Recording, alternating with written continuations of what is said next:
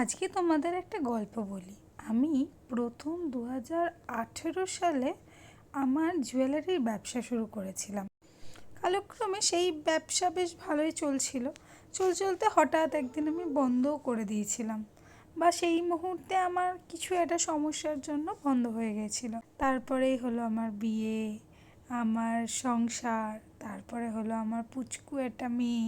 এইসব সংসারের জাঁতাকলে নিজেকে প্রায় হারিয়েই ফেলেছিলাম। আমারই একটা পুরনো দিদি আছেন চেনাশোনা, যিনি আমার কাছ থেকে প্রচুর প্রোডাক্টস নিতেন।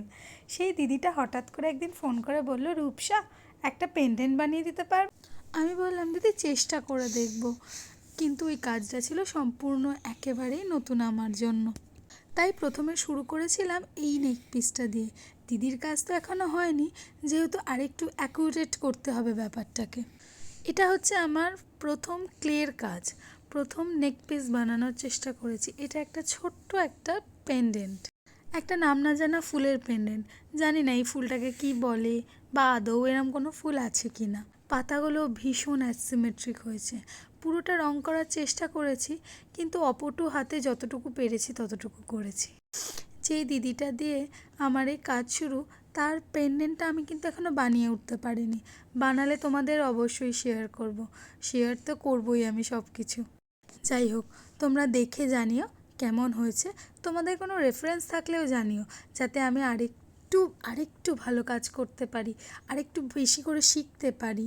আর এই পেন্ডেন্টটার মধ্যে কি চেঞ্জ করতে হবে বা কোনটা ভালো লাগছে না, সেটা একটু প্লিজ জানিও। আর যদি ভালো লাগে থাকে সেটাও একটু জানিও। এই ক্লে নিয়ে কাজ করার ইচ্ছা হয়েছে খুব। যদি এগোতে পারি তোমাদের নিয়েই এগোবো। একা তো কিছু করা যায় না, তোমরা সাথ দিলে ঠিক এগিয়ে যাব। এই ভিডিওটা আমি ঠিক করে করতে পারিনি, কারণ ভিডিও বানানোটা আমার এখনও আমার কাছে খুব টাফ হয়ে গেছে। তো যাই হোক, এটা হচ্ছে ক্লের পুরো লুক। দেখো কেমন লাগছে। ভালো লাগলে আমাকে কমেন্টে প্লিজ জানাবে, আর যদি খারাপ লাগে সেটা তো অবশ্যই জানাবে।